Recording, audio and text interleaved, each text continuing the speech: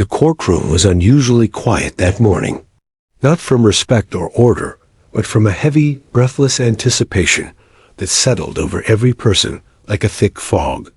Every eye turned toward the child entering the room, her tiny figure dwarfed by the tall mahogany doors that slowly creaked open.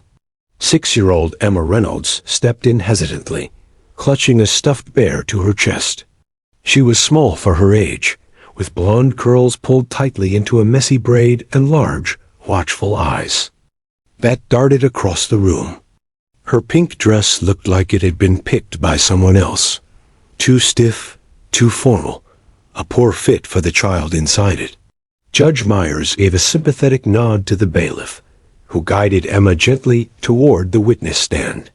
The room was filled with tension, the kind that builds when no one knows what will happen next. Emma's mother sat in the gallery, staring down at her lap, avoiding her daughter's eyes. The defendant, her live-in boyfriend, Raymond Tucker, sat with an eerily calm expression, flanked by his defense attorney. He barely looked at Emma as she took the stand, as if she were just another formality in a case he expected to walk away from. The prosecution was cautious. They knew putting a 6-year-old on the stand in a child endangerment case was a delicate matter. Emma had been found malnourished, withdrawn, and suffering from what therapists had called situational mutism. For weeks, she hadn't spoken a word about what happened. And today, the attorneys feared, might be no different. "Emma," said the prosecutor softly, stepping closer, "do you remember why you're here today?" Emma didn't answer. Her legs swung back and forth nervously under the chair. The courtroom held its breath. "Do you remember the house you used to live in with your mom and Raymond?" Still no response. The judge gave a compassionate sigh, clearly recognizing the difficulty of what was being asked. He turned to the bailiff and nodded. "Bring in the canine," he said. There was a shuffle of motion at the side door, and in walked a police officer holding the leash of a well-trained German shepherd. The dog walked with slow precision, eyes alert, posture calm. His name was Buddy, a canine unit brought in to ease detention for child witnesses. Sometimes his mere presence gave children the comfort to speak, even if just a little. But no one expected what happened next. As soon as the dog entered, Emma sat bolt upright. Her swinging legs stopped. Her stuffed bear fell to the floor unnoticed, her eyes wide and unblinking locked onto the dog. The handler guided Buddy to his usual position near the bench, but the dog didn't stop there. He paused, his ears twitched, and without a single command, he turned toward Emma. Their eyes met. Emma stood up. Then she did something no one anticipated. She lifted her trembling hand and pointed straight at the dog.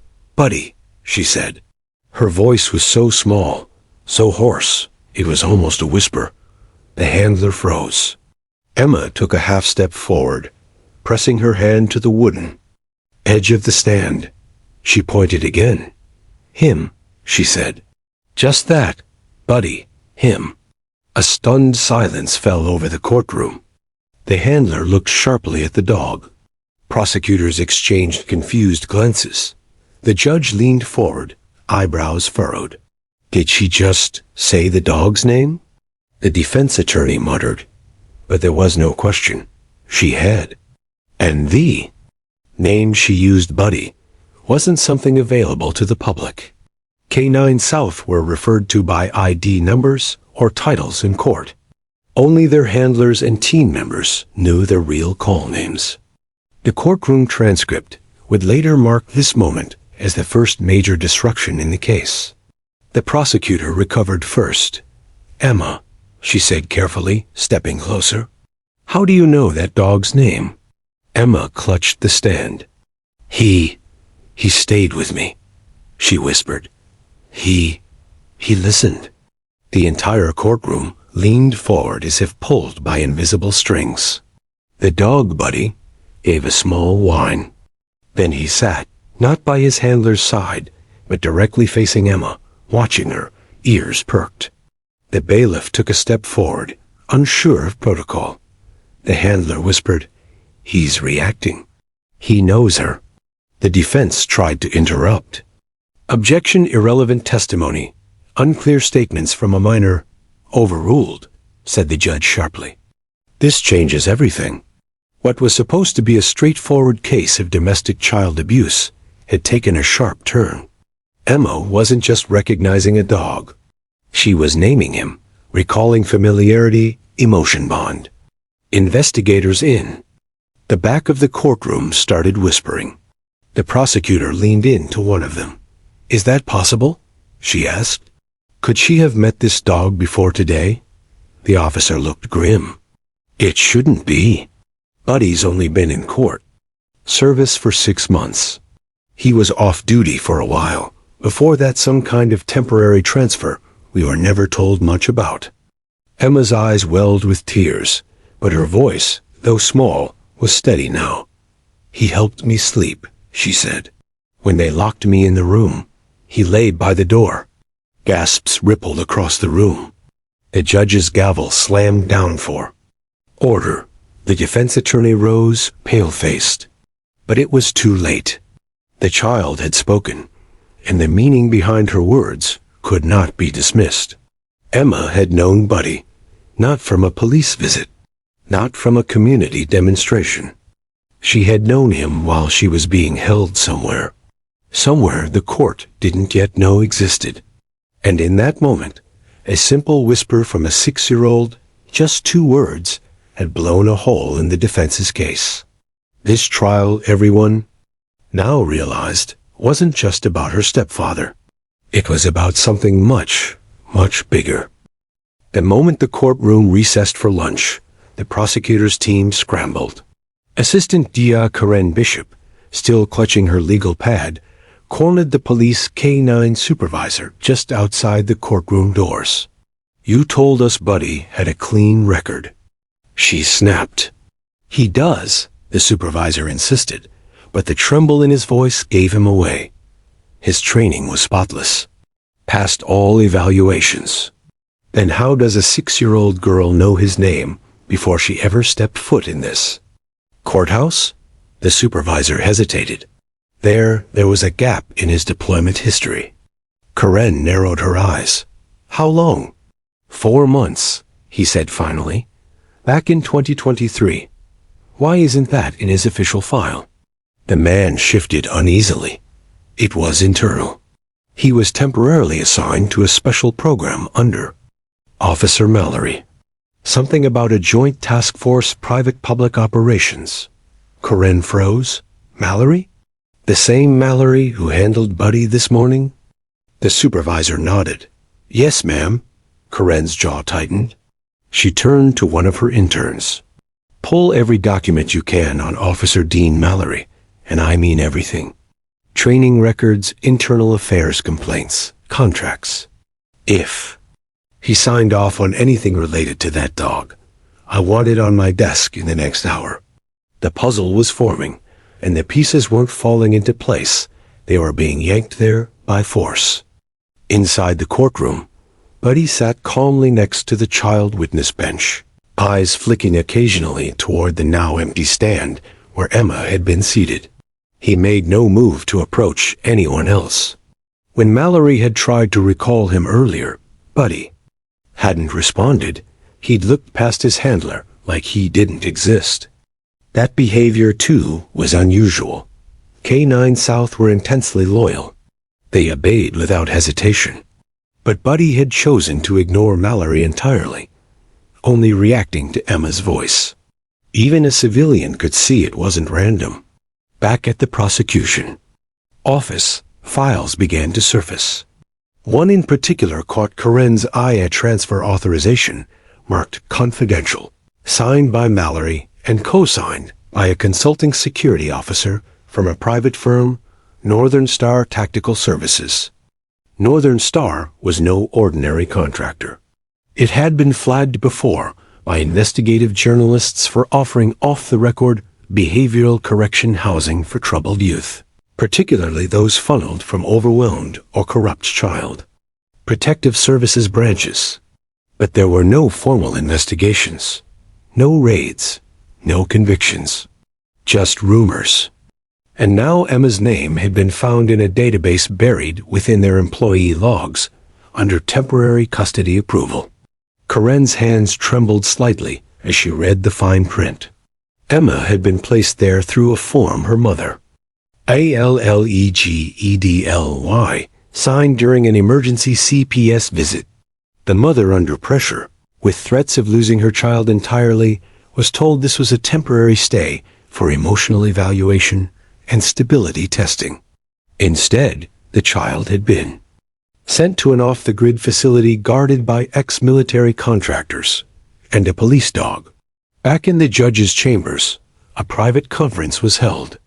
The judge, the DA, the defense team, and the representative from CPS all stared at the documents Corinne had placed on the table. This child was not just a victim of domestic abuse, Corinne said, voice low but forceful. She was institutionalized, illegally through coercion, and Officer Mallory facilitated it by authorizing the canine to be used off-duty for unauthorized security. The judge looked to the CPS rep. Do you deny this happened? The rep fumbled with her notes. Well, we had no formal oversight of Northern Star. They were subcontracted. We were told they operated under federal emergency guidance for behavioral placements. We didn't know. You didn't want to know? The judge cut in.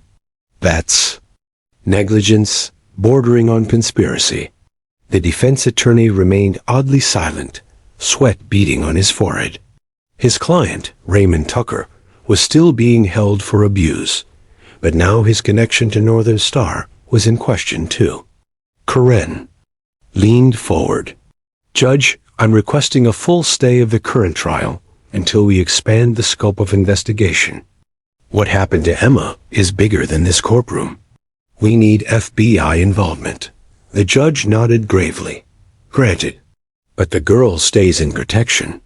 And that dog Buddy is not to be separated from her unless ordered by this court.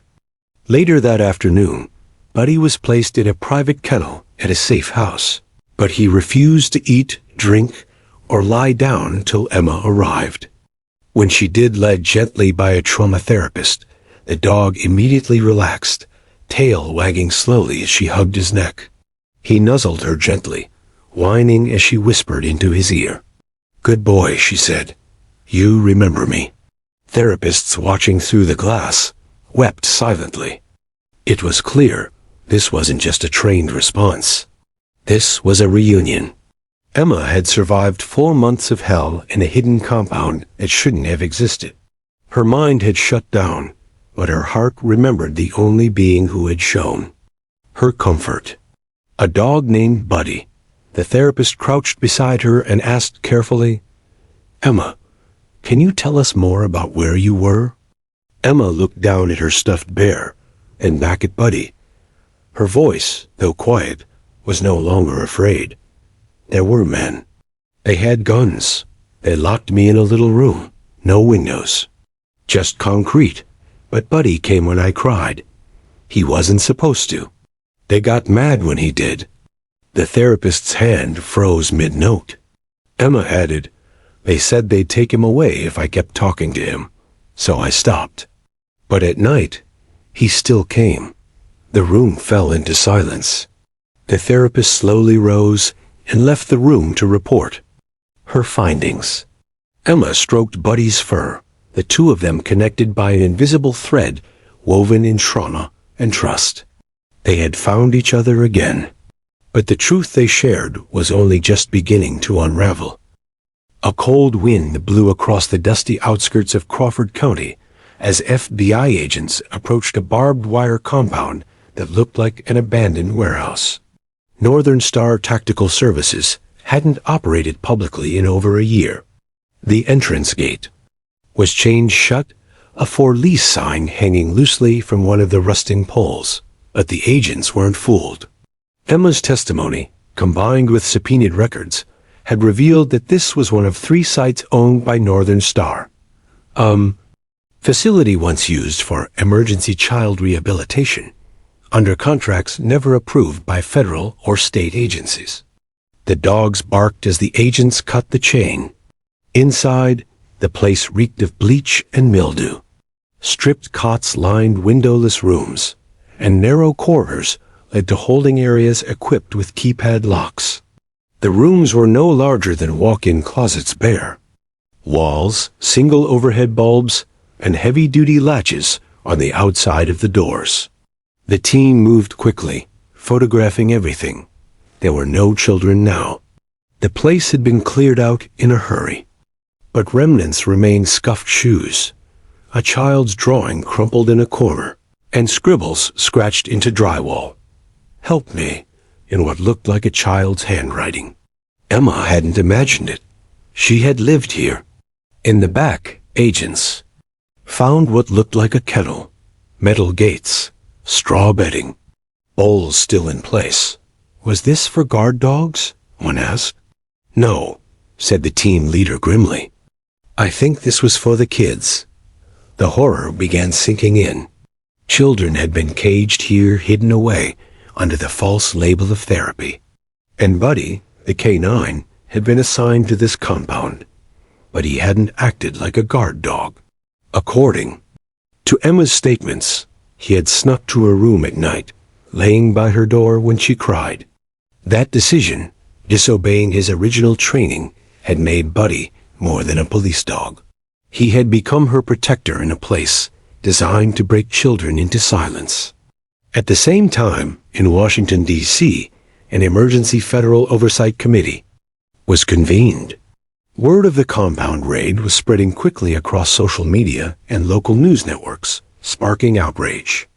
Whistleblowers were calling in from all over the country, former employees of child welfare agencies, private contractors, and parents who claimed to have lost their kids through legal loopholes they never understood.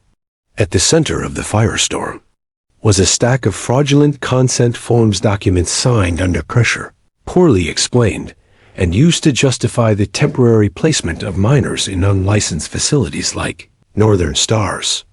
Karen Bishop stood before the judge in Ohio, presenting the findings. "This wasn't a one-time mistake," she said.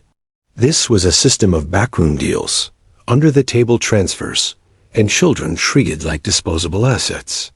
And Officer Dean Mallory authorized the security protocols that made it all possible." Judge Myers turned to the courtroom. "Mr. Mallory," he said, voice heavy with restrained fury, "do you have anything to say for yourself?" Mallory, seated with his lawyer, kept his hands folded. He looked down. "I didn't know what they were doing inside," he said, flatly. "But you loaned them a trained canine?" The judge shot back. "A unit purchased with taxpayer money, trained with public funds. And you handed him over to a private contractor with no oversight?" "It was just a short-term deal," Mallory muttered. "They paid me for consultation. Buddy was supposed to provide security." Karen slammed a document on the table. "This is a receipt for $15,000 deposited into your personal account from a shell company tied to Northern Star."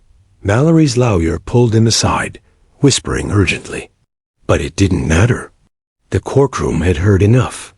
Emma, sitting quietly beside her new guardian, stared ahead, eyes unmoving. She was too young to understand the depth of the corruption being exposed, but she knew what had been done to her. And she remembered who had comforted her when no one else would. In the coming days, new evidence poured in. Northern Star's other two compounds, one in West Virginia, another in Nevada, had both been emptied. Computer hard drives were wiped. But whistleblower testimonies revealed that up to 46 children had passed through the Ohio compound alone over a span of 2 years. Most were labeled unfit or in crisis by overworked caseworkers. Parents were convinced by forceful social workers that these placements were beneficial. Few ever saw their children again until months later, traumatized, silent, and changed. And all of it had operated in legal gray zones. The most damning discovery came from a retired IT contractor who anonymously submitted internal messages from Northern Star's private servers. One of them read, "The dogs are useful, but unpredictable. One of them keeps going to the girl's door. If he's too attached, replace him. These kids aren't supposed to feel safe." That dog was Buddy. Meanwhile, a special review of Buddy's behavioral logs showed something unusual. Prior to being returned to public canine service, his handler had marked him as uncooperative. He ignored commands, especially around male officers. His empathy response, measured by stress indicators, was unusually high. He had, in essence, rejected the role he was trained for after what he experienced at the compound. He bonded with Emma because he recognized her as a victim, explained a behavioral canine specialist on the news. He wasn't trained for that. He just knew. Emma's story became a national rallying cry. Protests erupted outside child welfare buildings. Senators demanded hearings. Investigative documentaries began production. Emma didn't speak publicly. Her guardians shielded her from the media, but one photo went viral. Her hugging Buddy in a quiet garden, both of them finally safe. But not all wounds were visible. Emma still had nightmares. She still flinched when she heard footsteps outside her room. But Buddy slept beside her bed now, and when she cried, he came. He always came, even when the world didn't, because Emma had been silenced for too long. And now, because of her two small words, Buddy, him, the silence was over. Officer Dean Mallory sat inside an internal affairs interrogation room, stripped of his badge and uniform, dressed in plain clothes that did little to hide the sweat forming at his collar. The room was stark, just a table, 2 chairs, a recorder, and a single ceiling light that seemed far too bright. Across from him sat 2 investigators from the FBI's Public Corruption Task Force, their notebooks closed, eyes fixed solely on him. "You want to tell us again?" one agent said, his voice calm but firm. "How you came to loan a city-owned canine to a private facility without proper clearance?" Mallory exhaled slowly, avoiding eye contact. "I didn't know what they were doing in there. It was supposed to be temporary. The dog was just there for external patrol." The female agent leaned forward. "And the $15,000 deposited into your personal account?" "It was for consulting," Mallory mumbled. "Security consultation." The agents glanced at each other. "What kind of consultation?" she asked. Mallory paused. I gave them protocol advice. How to handle disturbances. Perimeter setup. Things like that. You gave a for-profit, unlicensed child facility perimeter control protocols, and handed them a fully trained police dog, the male agent said. A dog that, according to testimony, spent nights comforting a 6-year-old girl locked in a concrete room. Mallory's jaw clenched. The agent pressed further. "You didn't care where that dog went, did you? You took the money and didn't ask questions." "I thought they were a legit operation," Mallory barked defensively. "They had federal-looking papers. They worked with CPS." "No, they worked around CPS," the female agent corrected.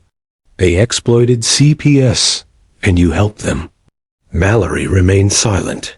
Outside the room, Karen Bishop watched the live feed from a monitor with Judge Myers and the state attorney general. The evidence was mounting quickly. What had begun as whispers of a broken system was now being confirmed in real time. Karen crossed her arms. "He thinks this ends with him, but he's just the first domino." Meanwhile, Emma sat quietly at her new foster home with her aunt and cousin, sketching a picture of Buddy on the back of a cereal box. The real Buddy lay beside her feet, head resting gently on her toes, never more than a few feet away. Her therapist, Hannah, had begun meeting with her daily, working slowly through the trauma. Emma still rarely spoke, but she drew constantly images of concrete rooms, Doors with chains, and always, Buddy in the corner, watching her. "Emma," Hannah said gently, "do you remember any names? People who worked at the place you were kept?" Emma paused her drawing. Then she nodded. "There was a man," she said slowly. "They called him Coach." "Coach?" Hannah asked. Emma nodded. "He had a stick. He hit the boys who ran too slow." The hairs on Hannah's arms rose. "Did he hurt you?" Emma shook her head. "He didn't like girls, said we were too quiet. But he yelled at Buddy. He tried to hit him once." Hannah's pen stopped. "What happened then?" Emma smiled faintly. Buddy growled. He never came back. That small smile was the first Hannah had seen in weeks. But her stomach turned. Whoever Coach was, he'd been running unlicensed behavior drills on children. Back at the courthouse, more names were surfacing. Records from the FBI's seizure of Northern Star's Ohio facility revealed a shocking network. Off-duty officers, retired military contractors, and even 2 current CPS employees were implicated in helping shuttle children into temporary placements without proper oversight. The state attorney general addressed the media with a calm but shaken tone. This was not a fluke. This was a coordinated, systemic abuse of vulnerable children, facilitated by professionals who were trusted to protect them. And at the center of it all stood Officer Dean Mallory, now officially charged with unauthorized use of police property, conspiracy to violate civil rights, bribery, tampering with public records. He was also under investigation for possible obstruction of justice. As one document trail showed, he deleted several deployment logs from Buddy's file before returning the dog to active service. But what no one could delete was what the dog remembered. In a closed hearing requested by the defense, Mallory's lawyer tried to argue that the dog's behavior toward Emma could be coincidental familiarity from a public demonstration or random exposure. But then came the footage. A child services office had security camera footage from just 2 months before Emma disappeared. In it, Buddy, then still handled by Mallory, was brought in for a safety demo. Emma was there with her mother. The tape showed Emma pointing to the dog, hesitant, but fascinated. Then Mallory had pulled the dog away quickly and whispered something to the receptionist. The receptionist now testified. He said, "She's a good candidate. Too quiet, easy. I didn't know what he meant at the time." The courtroom went still. Emma, sitting beside her aunt in the gallery, clutched Buddy's fur as if anchoring herself to reality. She didn't need to understand the legalese. Her body told the story for her. The way she flinched when Mallory entered the room. The way Buddy bared his teeth and growled low, quietly in response. It was all the jury needed to see. News outlets exploded. The guardian dog case, they called it. The child who brought down a trafficking ring with a single whisper. Pundits argued about whether Mallory was a rogue officer or part of a broader police cover-up. Protesters gathered outside child protective offices nationwide. Parents demanded reform. But through it all, Emma stayed quiet. She didn't need to yell. Her 2 words, Buddy, him, had already said enough. In the final minutes of Mallory's bond hearing, the judge stared him down. "You were sworn to protect the innocent," he said. "Instead, you sold access to them. You handed a predator the key and justified it with paperwork." Mallory said nothing. The judge continued. "The only person in this courtroom who acted with integrity was a dog. A dog who broke his training to comfort a child while you were cashing checks." Mallory's lawyer tried to interject, but the judge waved him off. Bail denied. As officers escorted Mallory out, Emma looked up at Buddy and whispered, "We did it." Buddy, ever watchful, wagged his tail. The courtroom was packed tighter than ever. Word had spread nationwide about the child witness who identified a corrupt officer using nothing but two whispered words. But this time, the audience wasn't journalists or onlookers. It was child. Advocates, trauma specialists, and even members of Congress. All had come to hear one thing: Emma's voice. She hadn't returned to the stand since that unforgettable first appearance. Since then, investigators had unraveled a network of corruption, recovered confidential records, and arrested 6 officials tied to Northern Star Tactical Services. But none of it held more weight than Emma's direct account. Everyone wanted confirmation from the source, her self-confirmation that couldn't be ignored or twisted. Corinne Bishop, now working in tandem with federal prosecutors, was apprehensive. Emma was only 6. Too much pressure could undo everything. But the child therapist had been preparing her carefully.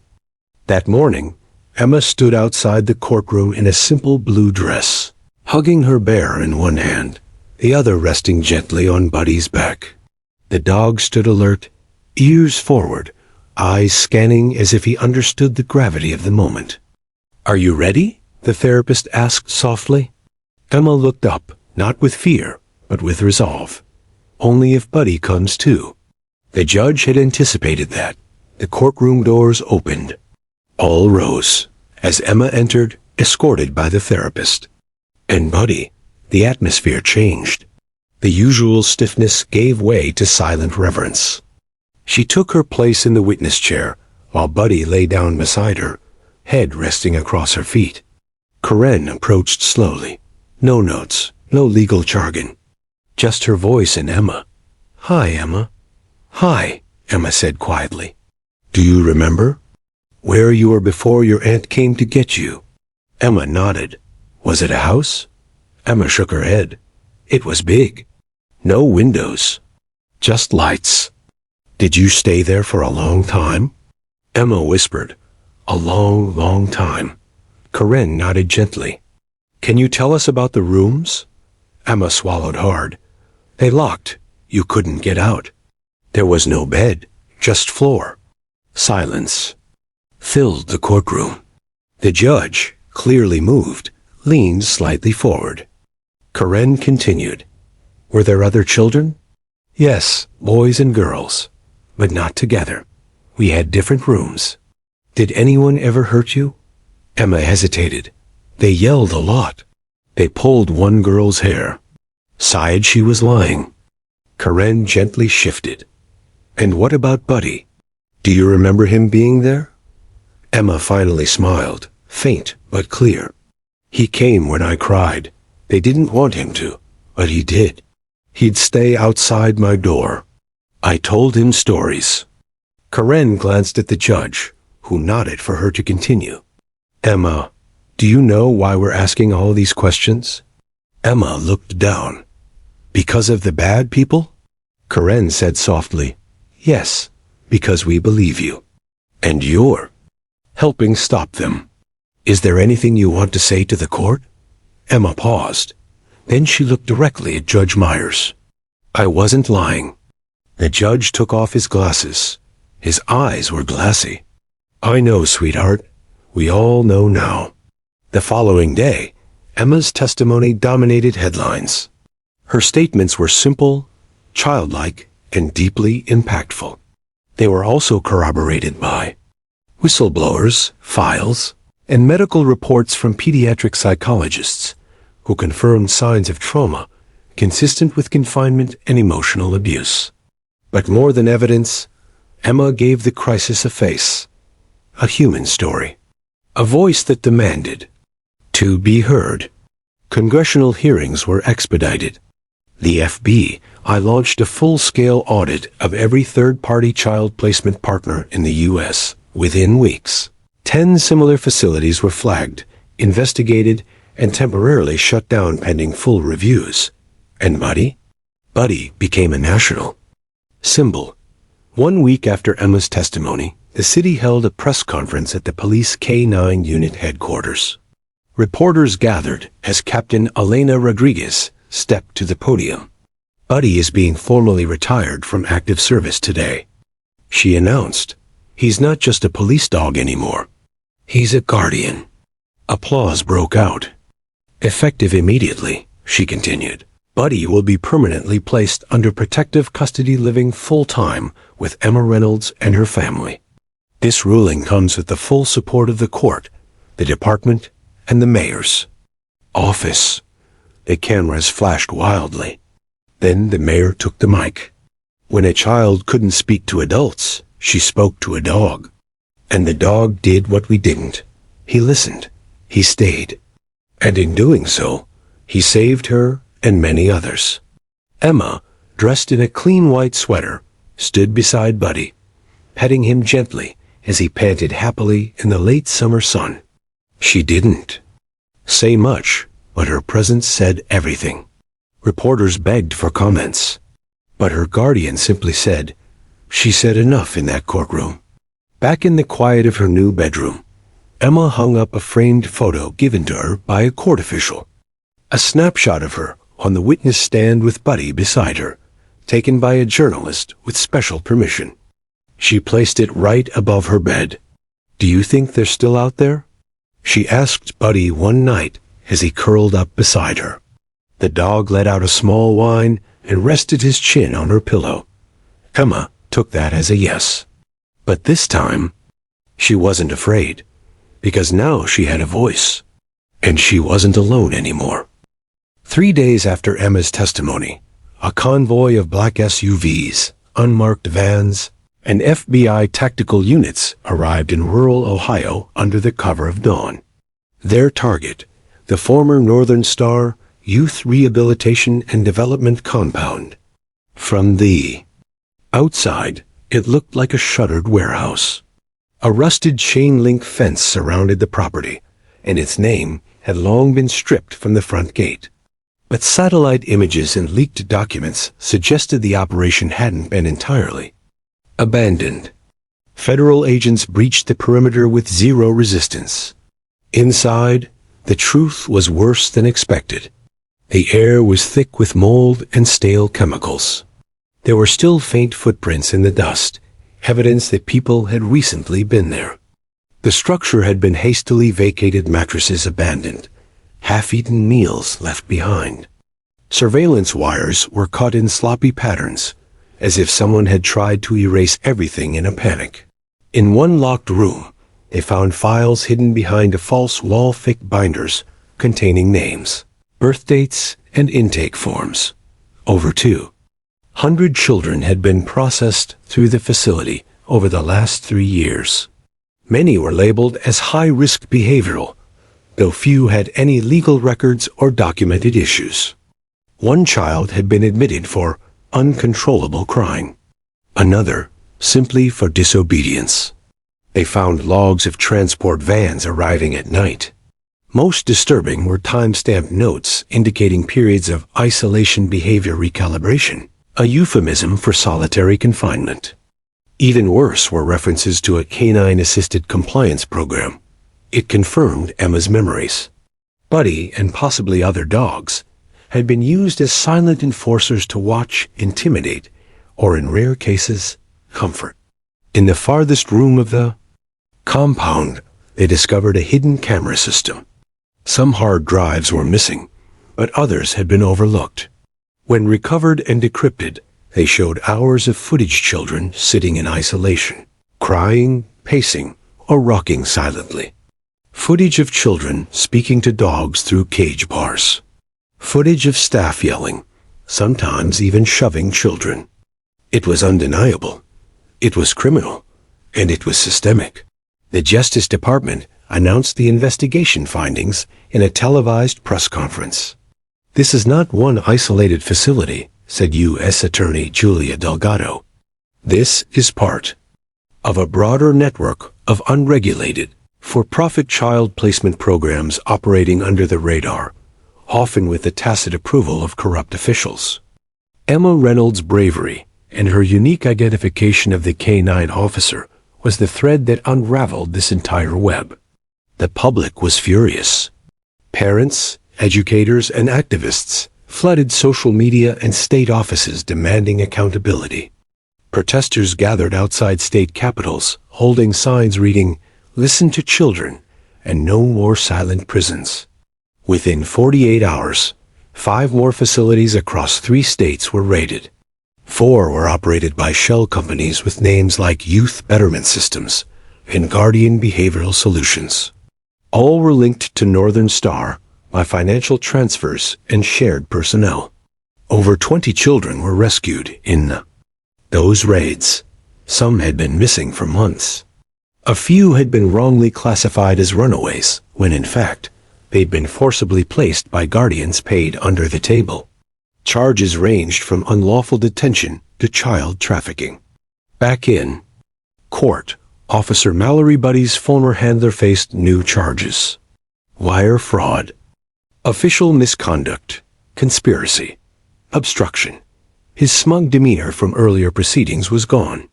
As he sat across from federal prosecutors, his eyes avoided Emma's completely. He tried to shift blame, claimed he was just following orders, and didn't know the full extent. But texts between him and the Northern Star CEO told a different story. Make sure the mutt's back before the canine audit. Girl still not talking? Good. Less cleanup for us. When shown the messages in court, his attorney asked for a recess. Mallory never returned to duty. Karen Bishop visited Emma the day after the compound's fall was announced. She brought coloring books, a stuffed owl, and a cupcake with blue frosting. Emma was in the yard, sitting on a blanket with Buddy and her aunt. She seemed more relaxed, still quiet, but laughing softly as Buddy nudged her hand. Karen smiled. As she approached, "Hey, hero." Emma looked up. "Did the bad place go away?" Karen knelt beside her. "It did. They found it. And because of you, they shut it down." Emma was silent for a moment. Then she reached into her pocket and pulled out a tiny folded piece of paper. Inside was a stick drawing her, Buddy, a judge, and a big building with X's across it. "That's the place?" Karen asked. Emma nodded. Karen unfolded the paper more and saw the words scrawled across the top in crayon. "Gone now." News outlets continued to follow the case closely. Documentaries were greenlit. A Netflix series was rumored. But through it all, Emma's identity was shielded, her location kept confidential. Her story wasn't just a headline, it was a wake-up call. Child welfare organizations held emergency conferences to review placement protocols. Police departments reviewed all canine handling contracts. The Department of Health and Human Services pledged $30 million to launch a task force aimed at detecting and dismantling unregulated child care facilities. And Buddy? He stayed by Emma's side. Every night, he curled up beside her bed, ears alert, tail still wagging when she whispered, "Good night, Buddy." The compound had fallen, but the system that allowed it still needed reckoning. And thanks to a girl's 2 simple words, Buddy, him, a long-ignored darkness had finally come into the light. 2 weeks after the compound was shut down, Emma's story reached the steps of Capitol Hill. Senator Grace Holloway, a longtime advocate for child welfare reform, requested a special hearing before the Senate Judiciary Committee titled, "The Voices We Ignore: Emma's Law and the Fight for Accountability." Though Emma herself would not attend, her presence was felt in every word. Karen Bishop, now nationally recognized, testified first. Her voice trembled at times, but never wavered. "We ignored every signal," she said. Emma cried out in the only way she knew, how by whispering to a dog. And we almost missed that too. If she hadn't pointed, if that dog hadn't barked, we might still be blind. The room fell silent. Behind her were photos of the uncovered facility, documents showing falsified records, and a grainy video still of Emma hugging Buddy after her first court appearance. Then came the parents. One mother sobbed as she described searching for her missing son for 6 months, only to discover he'd been detained in a behavioral correctional center after her ex-husband forged documents. A father recounted how his autistic daughter had been labeled non-compliant and kept in solitary for over 30 days, all under the guise of therapy. But the turning point came when Buddy walked into the chamber. The committee had granted a special exception, and a Capitol Police canine officer brought Buddy in on a short leash. He was calm, tail wagging softly, tongue out, just as he had been when he sat beside Emma. Senator Holloway stood. "This dog," she said, "did more for justice than many of us ever have. Because he listened. And sometimes listening is all it takes." Applause erupted. Several senators wiped their eyes. That moment made national headlines, and it pushed the bill forward. Within weeks, the U.S. Senate introduced Emma's Law, sweeping federal reform package designed to regulate third-party youth placement centers, enforce transparency, and create a national trauma flagging system for children entering custody. Disputes or protective care. Key components included mandatory third-party audits of all youth rehabilitation programs, unannounced inspections by independent trauma specialists, creation of a national canine therapy division within child advocacy programs, severe penalties for agencies or individuals found guilty of falsifying placement records. Opponents, mostly lobbyists tied to the private corrections industry, argued that the law would cripple facilities that help troubled youth. But in the wake of Emma's story, resistance was futile. Public support was overwhelming. Polls showed 91% approval for the bill. And across the country, families rallied behind one phrase: "We believe Emma." Meanwhile, back in their quiet neighborhood, Emma and her aunt settled into a new life. Their home had been renovated using a grant from a nonprofit that helped child survivors of trauma.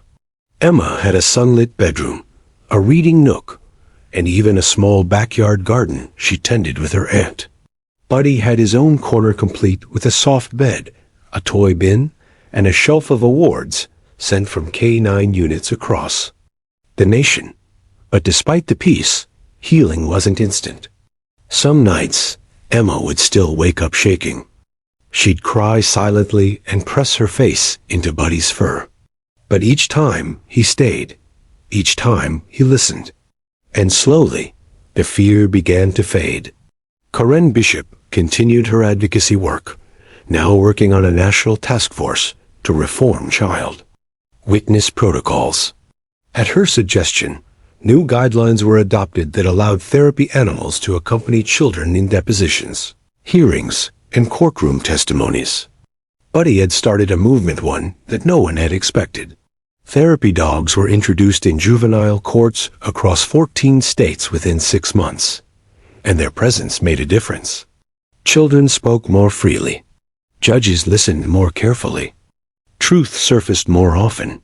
Emma's story was even adapted into a children's book, Buddy and the Brave Girl, written under a pseudonym and illustrated with gentle, comforting images. It avoided traumatic details, focusing instead on courage, listening, and friendship. The book soared to the top of the bestseller list and was added to school reading programs nationwide. Proceeds went to a fund supporting child abuse survivors. On the back cover was a quote from Emma herself. "I didn't know how to say what happened, but Buddy knew, and when I pointed, everyone finally saw." On the 1-year anniversary of Emma's testimony, a special ceremony was held at the state courthouse. It wasn't public, no press, just a small gathering of those who had been there. From the beginning, Corinne, the judge, the therapist, Emma's aunt, and Buddy, Judge Myers stood before the group with a plaque in hand. "Today," he said, "we officially recognize Buddy as the first honorary court comfort officer in the history of this state." He knelt and placed the plaque on Buddy's collar. The dog wagged his tail and gave the judge a big lick on the cheek. Everyone laughed. Then they turned to Emma. She smiled, the first truly wide, carefree smile they'd seen. And she said simply, Thank you for listening. In the years to come, her story would be remembered not just for the corruption it exposed, but for the quiet power of a small girl, a loyal dog, and 2 words that shook the nation. Buddy, him. Years had passed since Emma's 2 whispered words shook a nation. The headlines had faded, and the fierce debates had quieted, but the changes remained. Emma was no longer a silent child sitting beside her dog in a courtroom. She was growing. Up, strong, resilient, and fiercely determined. Now 10 years old, Emma was attending a local school where she excelled in art and had become a quiet leader among her peers. Buddy, now a dignified senior dog with graying fur around his muzzle, still never left her side. Their bond was unbreakable, forged in the darkest days and strengthened through healing. On a crisp autumn morning, Emma's aunt held her hand tightly as they entered a small community center where an event was underway. It was the unveiling of a new program funded by the Emma Reynolds Foundation, a nationwide initiative pairing therapy dogs with children in foster care and court proceedings. Karen Bishop was there too, smiling as she greeted the gathered families, volunteers, and officials. Emma, clutching Buddy's leash, watched as children met their new canine companions, eyes lighting up with wonder and comfort. She had come a long way from the frightened little girl who had once whispered, "Buddy, him." The room buzzed with quiet conversations. Emma's therapist, Hannah, approached, kneeling beside her. "Feeling okay?" she asked. Emma nodded, then glanced around at the happy children and their dogs. "I want to help them," she said softly. Hannah smiled. "You already have." Meanwhile, Karen stepped to the podium to address the attendees. Emma's courage and Buddy's loyalty sparked a movement, she said. One that taught us how important it is to listen, not just with our ears, but with our hearts. The audience applauded warmly. Karen's eyes found Emma and Buddy. Together, they showed us that even the smallest voices can change. The world, outside, the media were waiting. Emma's story had made headlines again, this time as a beacon of hope rather than horror. One reporter asked Emma, "How do you feel now?" Emma smiled shyly. "Safe and happy." She bent down to pet Buddy. "He's the best friend I ever had." The reporter nodded, then asked, "What do you want other kids to know?" Emma looked thoughtful. "If you're scared, find someone who listens. It might be a person or a dog. You're not alone." Her words rippled through the microphones and into homes across the country. That evening, Emma sat by her bedroom window, Buddy resting at her feet. The room was filled with drawing sketches of dogs, children, gardens, and stars. Her aunt brought in a book one. Emma had illustrated herself, about a brave girl and her dog who found light in darkness. Emma traced the cover with her finger and whispered, "Thank you, Buddy." Buddy looked up, eyes warm, tail wagging faintly. But beyond their quiet home, the ripple effect of Emma's story continued. Laws inspired by Emma's law had passed in multiple states, transforming how children in crisis were cared for. Independent. Audits became routine. Therapy animals were welcomed in courts and shelters nationwide. Several former Northern Star employees faced justice convicted for child endangerment and fraud. Police departments re-examined their policies, ensuring no other canine would be loaned without transparency and oversight. Child welfare workers across the nation received specialized trauma training, designed to recognize subtle signs of abuse and neglect. Communities began to believe in the power of listening. And somewhere in all of this, a girl and her dog had made history. Epilogue years later, Emma stood at a university podium, now studying social work, speaking to future advocates and law enforcement officers. "Sometimes," she said, "all it takes is one voice, one act of kindness, and a dog who won't give up. My story isn't just mine. It belongs to every child who felt unheard. We can make sure no child's pain is ignored. She looked down at Buddy, who sat loyally beside her. And it starts with listening. The crowd rose in applause. Emma smiled, no longer a frightened child, but a champion for hope. And Buddy? He wagged his tail, proud as ever.